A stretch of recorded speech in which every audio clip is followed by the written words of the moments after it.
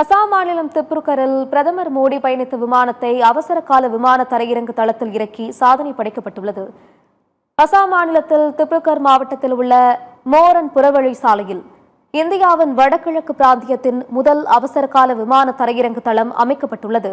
4.2 kilometre நீளமுள்ள இந்த தளம் போர் விமானங்கள் மற்றும் போக்குவரத்து விமானங்கள் தரையிறங்க பயன்படுகிறது.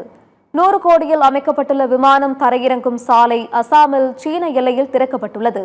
இந்தியாவில் அவசர காலங்களில் விமானத்தை இயக்கும் வகையில் அமைக்கப்பட்டுள்ள 11வது சாலை இது என்பது குறிப்பிடத்தக்கது.